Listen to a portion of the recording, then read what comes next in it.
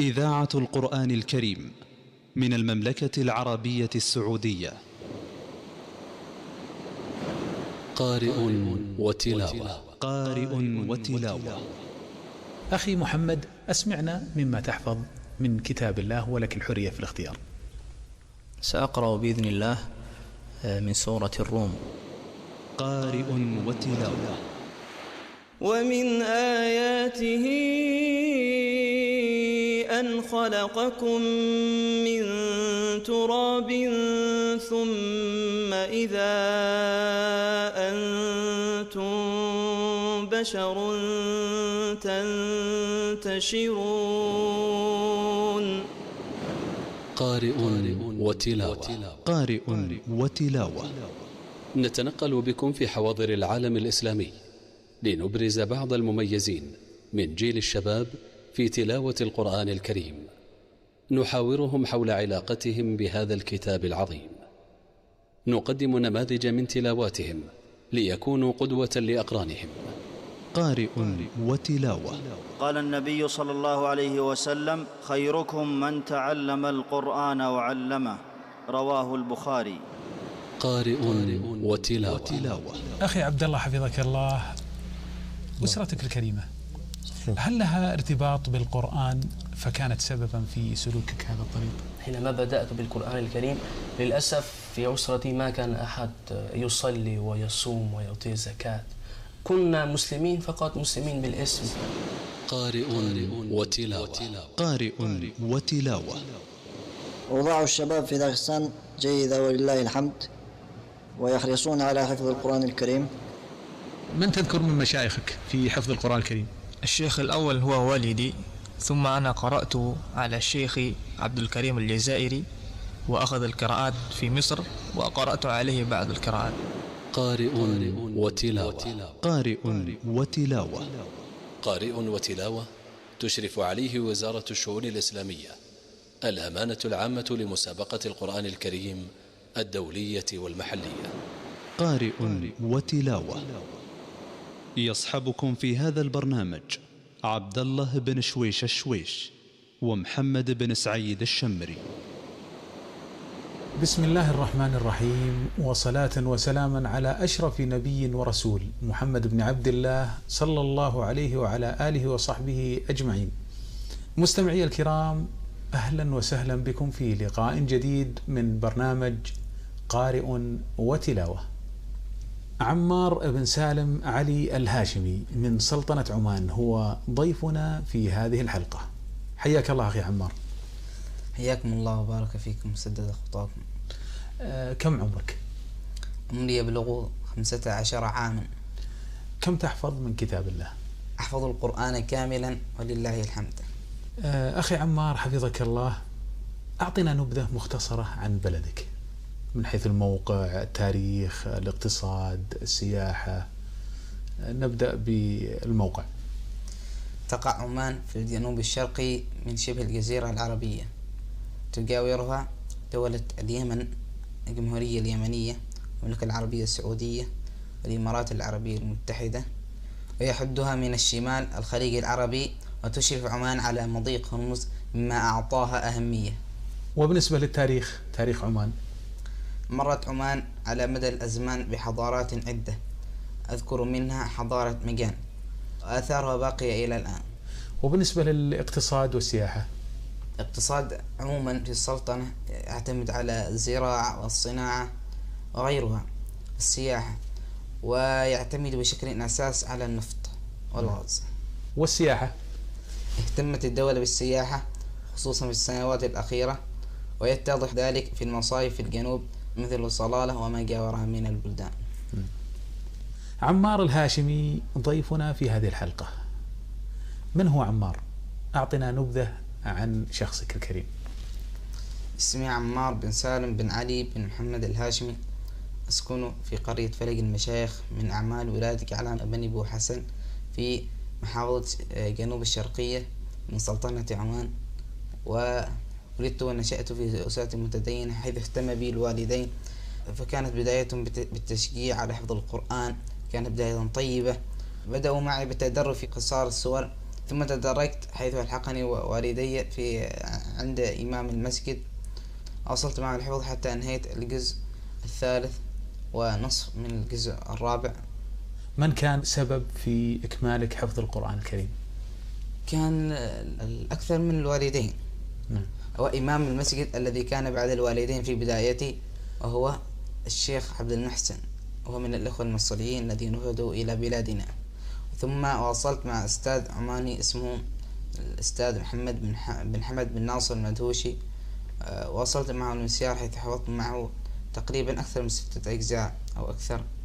وهو شجعنا على المسابقات المحلية التي تقام في السلطنة، وجزاه الله خير، عنده تشجيع. فلم يدرسنا القرآن فقط، أعطانا العلوم الشرعية نبدأ عنها، كيف نتعامل مع القرآن وطرق التدريس في القرآن. جزاه الله خير، معلومات كثيرة. وتقريبا حفظت معه أكثر من 9 أجزاء ونصف. وبعد ذلك وصلت الحفظ في مركز تحفيظ القرآن في الإمارات العربية المتحدة، إمارة دبي.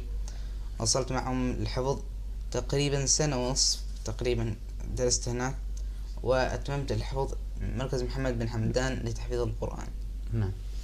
وبعد ما انتهيت من هذا الحفظ الحمد لله توفقت أن أدرس من شيخ من مشايخ العمان، الشيخ العلامة المربي حمود بن حميد الصوافي، الذي درس معه كثير من أهل عمان، عدهم من المربين كبار المربين في سلطنة عمان، من المشايخ الذين اهتموا بتدريس الأجيال وتربية الناشئة، فجزاه الله خيرا.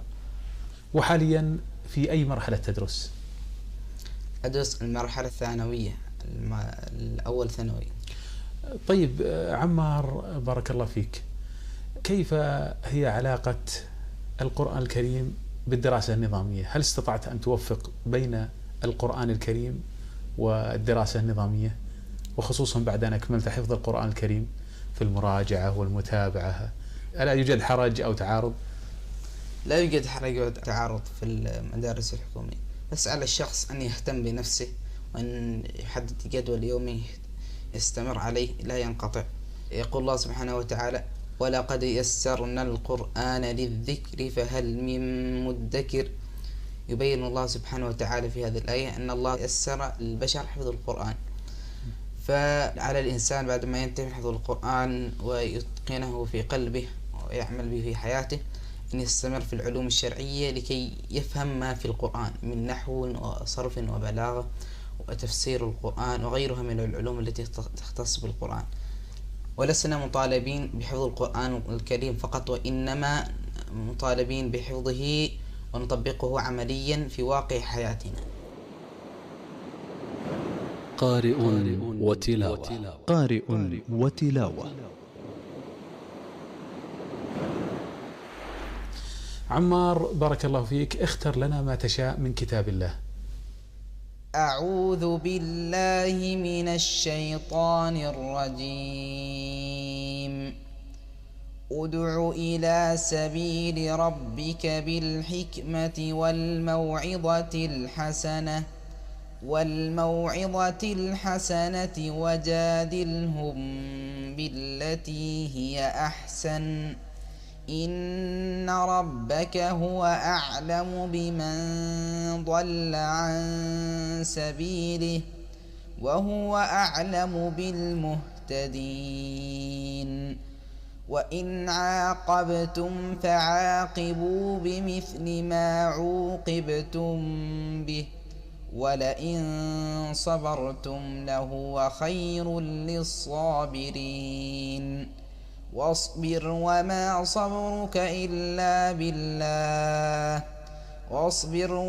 صبرك إلا بالله ولا تحزن عليهم ولا تك في ضيق مما يمكرون.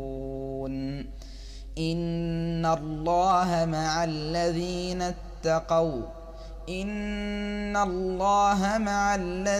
اتقوا والذين هم محسنون. أحسن الله إليك وبارك فيك ونفعك ورفعك بالقرآن الكريم. آمين يا رب العالمين. قارئ وتلاوة. قارئ وتلاوة.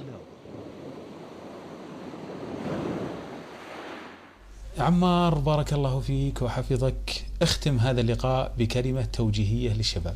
وصيهم بتقوى الله، فهي وصية الله سبحانه وتعالى للأولين والآخرين، لقوله تعالى: ولقد وصينا الذين أوتوا الكتاب من قبلكم وإياكم أن اتقوا الله.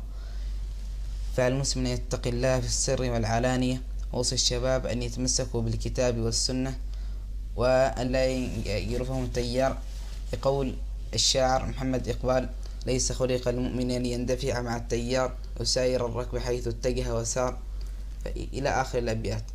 فعلى المسلم أن يكون مؤثرا لا متأثرا. ونحن في هذه الحياة لم نخلق عبثا، لقوله تعالى: أفحسبتم أنما خلقناكم عبثا وأنكم إلينا لا ترجعون، إلى آخر الآيات. وقوله تعالى: وما خلقت الجن والإنس إلا ليعبدون. فعلى المسلم إذا وجد أخوه المسلم في الخطأ أن يذكره، وذكر فإن الذكرى تنفع المؤمنين. فعلى المسلم أن يذكر أخاه المسلم، يكون المسلمين متحابين، وأن يتوحد المسلمين في صف واحد حتى لا يطمع الأعداء في المسلمين. وما هو نصيب والديك من هذه الكلمة الختامية؟ اللهم اجمعني بهم في الفردوس الأعلى، وارزقني برهم، وأن أكون سبب من أسباب دخولهم الجنة، حيث ورد عن النبي صلى الله عليه وسلم يقول: إذا مات ابن آدم انقطع عمله إلا من 3: صدقة جارية أو علم ينتفع به أو ولد صالح يدعو له. بارك الله فيك وأصلحك وأقر بك عيني والديك. مستمعي الكرام، كان هذا اللقاء مع الأخ الفاضل عمار بن سالم علي الهاشمي من سلطنة عمان. نلتقيكم بإذن الله في حلقة جديدة وأنتم على خير. هذه تحية مني ومن زميلي مخرج البرنامج الأستاذ محمد بن سعيد الشمري. ولا أنسى أن أسجي الشكر الجزيل للأمانة العامة لمسابقة القرآن الكريم بوزارة الشؤون الإسلامية، ممثلة في فضيلة الدكتور منصور بن محمد السميح. والسلام عليكم ورحمة الله وبركاته. قارئ وتلاوة. قارئ وتلاوة. نتنقل بكم في حواضر العالم الإسلامي لنبرز بعض المميزين من جيل الشباب في تلاوة القرآن الكريم، نحاورهم حول علاقتهم بهذا الكتاب العظيم، نقدم نماذج من تلاواتهم ليكونوا قدوة لأقرانهم. قارئ وتلاوة. كلا إذا بلغت التراقي وقيل من راق وظن أنه الفراق والتفت الساق بالساق إلى ربك يومئذ المساق. قارئ وتلاوة. قارئ وتلاوة. أخي عبد الله حفظك الله، أسرتك الكريمة هل لها ارتباط بالقرآن فكانت سببا في سلوكك هذا الطريق؟ حينما بدأت بالقرآن الكريم للأسف في أسرتي ما كان أحد يصلي ويصوم ويعطي الزكاة، كنا مسلمين فقط، مسلمين بالاسم. قارئ وتلاوة.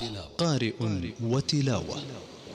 أوضاع الشباب في داغستان جيدة ولله الحمد، ويحرصون على حفظ القرآن الكريم. من تذكر من مشايخك في حفظ القرآن الكريم؟ الشيخ الأول هو والدي، ثم أنا قرأت على الشيخ عبد الكريم الجزائري وأخذ القراءات في مصر، وقرأت عليه بعض القراءات. قارئ وتلاوة. قارئ وتلاوة. صاحبكم في هذا البرنامج إعدادا وتقديما عبد الله بن شويش الشويش، وصاحبكم فيه إخراجا محمد بن سعيد الشمري.